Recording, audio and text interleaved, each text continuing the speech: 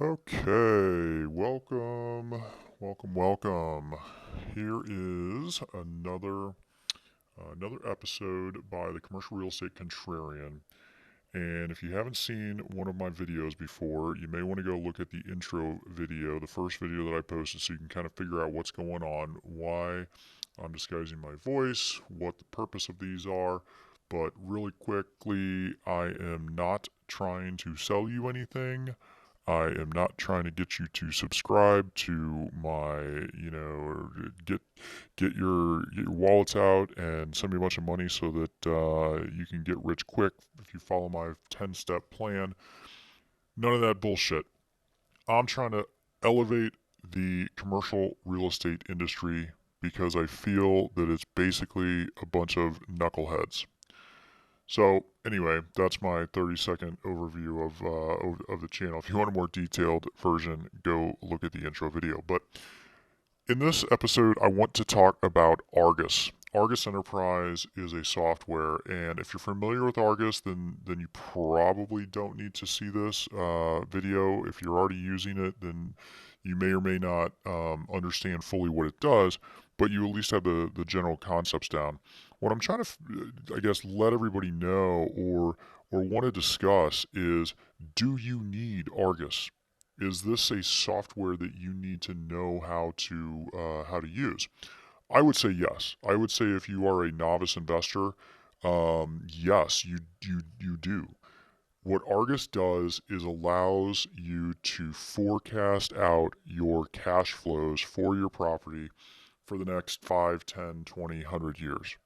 And think of it like a weather forecast. It's pretty easy to forecast the weather a day out. But if you're going to a 10-day forecast, you need to make a lot of assumptions. And if any one of those assumptions are a little bit off, then your 10-day forecast is all screwed up. Argus is the same way. It's pretty easy to predict the cash flows 1 year out. But if you're going 10 years out, there's so many things to consider. And that's what Argus does. It is a set of assumptions that you, the user, input. And then once all of those are input, then it spits out your cash flows again for the next 5, 10, 20, 100 years. But what I think is very, very important, and here's where, even if you're currently using Argus, here's what I want you all to think about. Before I do an Argus run, I typically set everything up in Excel. And that's what I want to run through first, and then I'm going to actually get into Argus and show you guys just a couple of things. I'm certainly not going to go through Argus. That would take 10 hours, and I just don't have the patience. But what I want to show you is this table. I want to spend a lot of time on this table right here. For every space that's in your property, you should have a market leasing assumption for that space. Think about different spaces in your building and how the rents may be different. In this particular case, this is kind of a made-up building, but this was from an actual model that we used. I just tweaked it a little bit, but we had spaces. These were office spaces that were above 5,000 square feet and then below 5,000 square feet. We felt that there was a little bit of a premium for some of the smaller spaces, so we said that the market rent, not current in place, forget about what's currently there. We said that the market rent, if this was vacant, what would it lease for? And we thought 14.50 and $15 a square foot, and this is on a triple net basis, for below 5,000 square feet and above 5,000 square feet. There's also a possibility in this particular building that somebody comes in and wants a full floor. So if somebody's going to take a full floor, we will give them a discount. Again, going down to $14. We also think that there's some medical spaces in it, where we know that there's some medical spaces in there, and so we can typically command a premium for those spaces.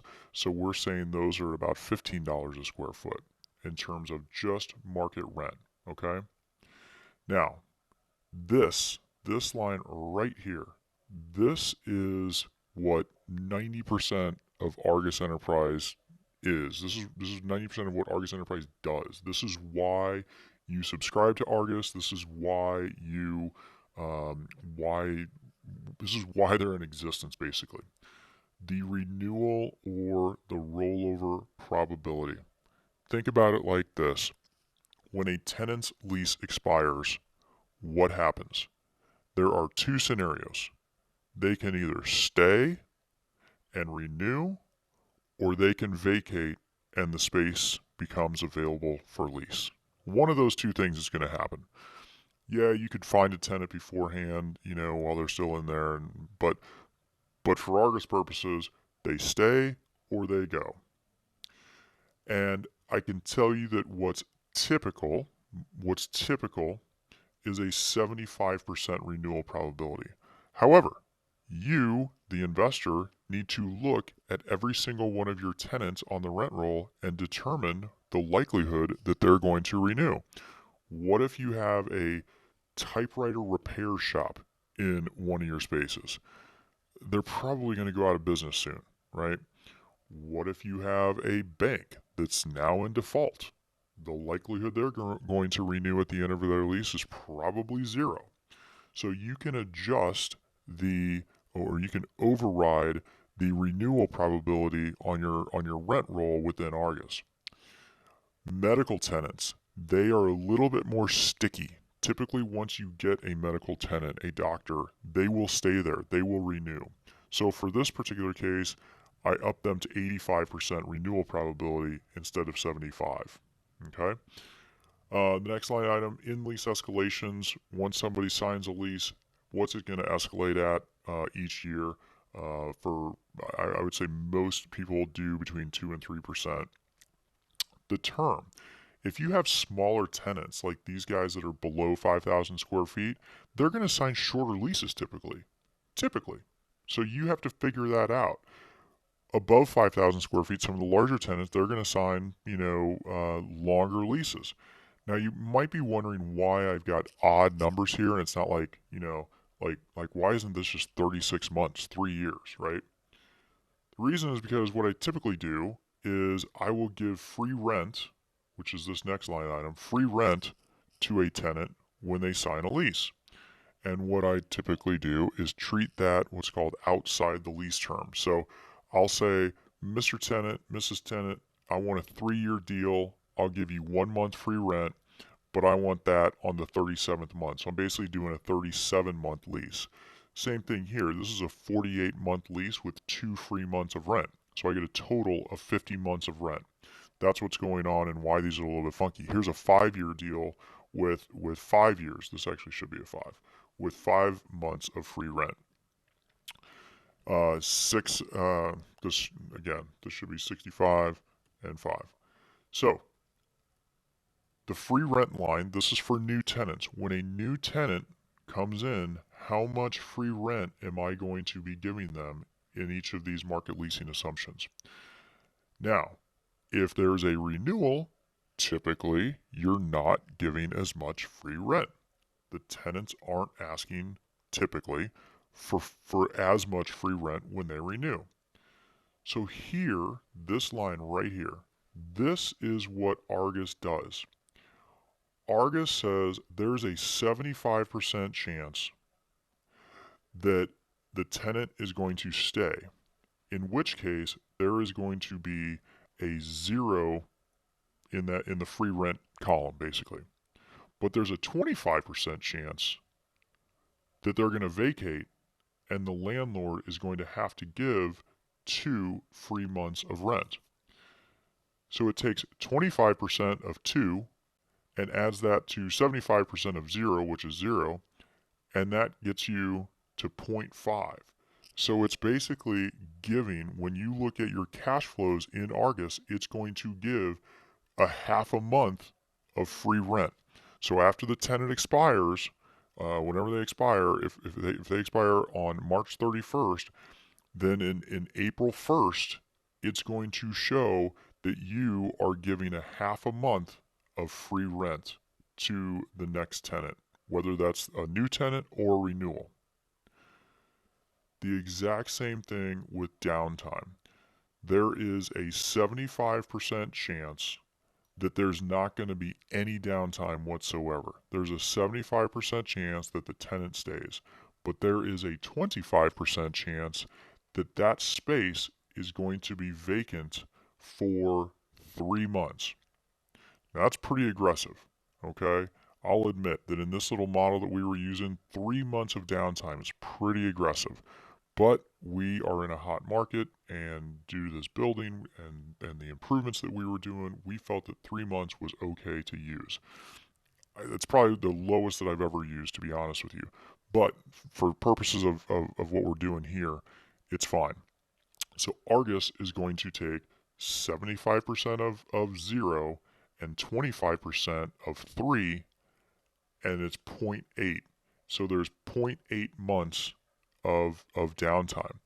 Now, what Argus is going to do in that case is round up to 1 month.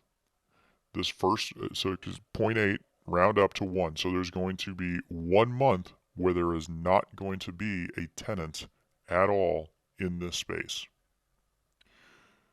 Tenant improvements. If it's a new tenant, you're going to have to spend money for paint and carpet and a whole bunch of other stuff. And if it's a renewing tenant, you may not need to spend as much money. Probably $1 a square foot is what we had figured. So, again, Argus is going to take 75% of $1 because that's the renewal probability. And if it's a renewing tenant, you're only going to have to give $1. And it's going to take 25% of $5, add those two together, and it's $2 a square foot. So when a new lease starts, remember, if our lease expires March 31st, it's going to give what was the blended 1 month of free rent or 1 month of downtime. So there's going to be nobody at all in that space for 1 month. Then it's going to give a half a month of free rent, and it's going to show up as $2 a square foot for tenant improvements. That is what, and then the same thing for leasing commissions, exact same thing as tenant improvements and downtime and free rent. This is what Argus does. This is why I think it's very, very important, even if you're a smaller investor, to understand what it does. Let's say you own a 10,000 square foot building, a small building, right? And you think in your mind that you're small peanuts. How are you forecasting how much money you're going to make over the next 2, 3, 5, 10 years? Argus allows you to do that. And it's the same old adage, right? Garbage in, garbage out. So if your assumptions suck going in, then your output on the back end is going to suck as well. Now, what we do, typically, I leave this section for whatever the listing broker has, because remember, the listing broker is trying to sell the property, so they're trying to make this thing as rosy as they possibly can, which is fine. I get it, but there's a fine line between, it's kind of like art. There's a fine line between art and bullshit. And so when you look at a broker made Argus run, the first thing you do is go right to the assumptions. What did they use for their assumptions? Are they realistic? Probably not. So we have our in-house adjustments, and for purposes of this model, they're exactly the same as these, but you can change these and notice what happens. So let's say that I say that a full floor tenant is going to also renew at an 85% probability. All of these blended numbers then change. The TIs, because it's weighting these differently.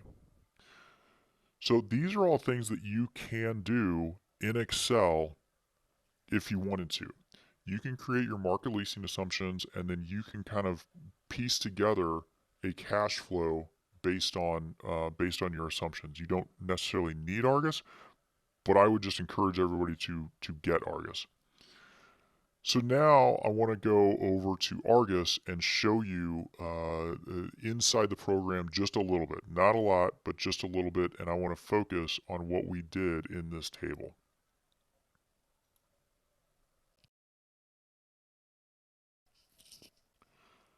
Okay, so this is the main dashboard for Argus Enterprise, And again, I am absolutely not going to get into a lot of this, but let me just show you two things real quick.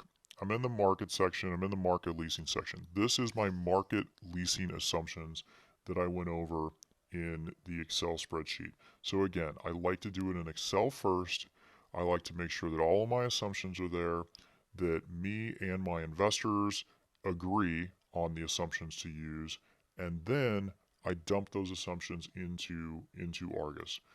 So remember, this was my full floor. I just entered one of the 5 market leasing assumptions just to show you guys.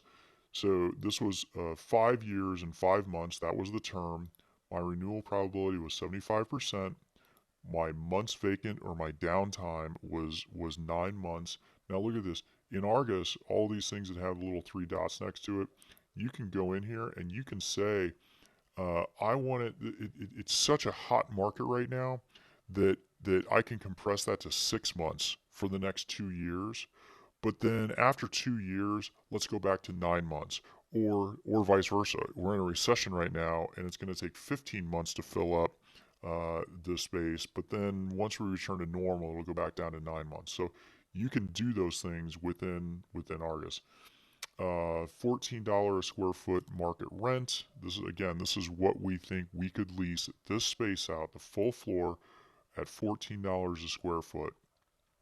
And you can change all, just real quick, look at all these things that you can change. And this is just in the market leasing assumption. So we have our free rent for new tenants. We have our free rent for renewing tenants. Same thing, you can change these throughout time. So if you wanted to say that 10 years from now, you're going to have to be giving away 6 months of free rent for renewals, you can. You can get so detailed within Argus and the assumptions. It's crazy. Here's our TIs, $15 for new, $5 for renewal. In this particular example, I just did no inflation, so it's going to be $15 a square foot in year 1, and it's going to be $15 a square foot in year 100. I can also adjust this so that it increases at general inflation, market inflation, expense inflation, there's all kinds of different inflation rates that you have to manually put in, but you can do that. So $15 for new, $5 for renew, and again, because we have a 75% renewal probability, it's going to take 75% of this number and 25% of this number, add those together, and that's what it's going to have for tenant improvements when a space becomes available. Leasing commission 6.5 for new, 5% for renews. So this is, I know that I breezed through this very, very quickly, but what I wanted to show you is how many inputs you can use, or how many inputs Argus has for their market leasing assumption. So now I just entered one tenant. I said this is a full floor widget maker that's in Suite 200. They're in 10,000 square feet right now, and that's the full floor. Again, I'm kind of making this up just to show you guys. And then their term, they expire in October 31st of 2023, and they're currently paying $12 a square foot. And for now, that's about it. Let's just again, these are all inputs that you can change. And then when they expire, we're going to go with the full floor market leasing assumption because that's the only one that I put in. But all of my other market leasing assumptions would be right here. The other thing that's cool is, remember I used the typewriter example or the bank example earlier, and here is where you can change your renewal probability override. And this is just for the first tenant. In other words, let's say that you have a typewriter company and you want to assign them a 10% renewal probability instead of a 75. It will take 10% renewal probability on just the first term, and then every time thereafter, 5 years from now, and then 10 years from now, and then 15 years from now, it will take the standard market leasing renewal probability of 75. So again, very, very cool stuff. And then the last thing that I want to show you is your cash flow. Again, I only have one tenant in here, and I I don't even have expenses or anything, but I'm going to change it to a 12 months. So this is monthly. So here's month 1, month 2, month 3. October of 2023. This is when their lease expires. And look at what it does. It gives you there's 2 months of downtime. Remember, in our downtime, our months vacant was 9 months. And there's a 75% chance that it's zero, and there's a 25% chance that it's 9 months. And so, if you remember, that was a 2.25 months of downtime. It rounds that down. So, here are our 2 months of downtime. That's counted as absorption and turnover vacancy. Then, if you remember, we had to give some free rent, and the blended amount of free rent was I think it was like, what was it, 3.5 or 3.75 or something like that. And so here is your 1, 2, 3. This is just the total for the year, so you can kind of ignore this column. Sorry about that. But I should have chose a different end date for my tenant. But uh, what this is doing is, here's your 3 months of free rent that you have to give away, 3.75 I think it was, and then go down here to your tenant improvements. You had to give in our tenant improvements were $15 and $5 for renewals, 15 for new, $5 for renew, and if you weight those at 75% renewal probability, you'll end up spending $75,000 in tenant improvements. So again, this is just one tenant, but it shows you every time their lease expires, going out into the next 100 years. You can make these projections 100 years out. So this is what Argus does. If you are confused, that's okay. I would again start with Excel and make sure that you understand what happens when a tenant expires. Do it a few times on your own in Excel. Take an Argus class if you want to. You can take some free ones online. They're very in depth. I'm not gonna lie, it's not for the faint of heart. But if you're like me and you want to know with almost absolute certainty what your cash flows are and values are of your property, Argus is unfortunately the best way to do it. Hope this helps. Let me know in the comments or if this helps or not. Thank you.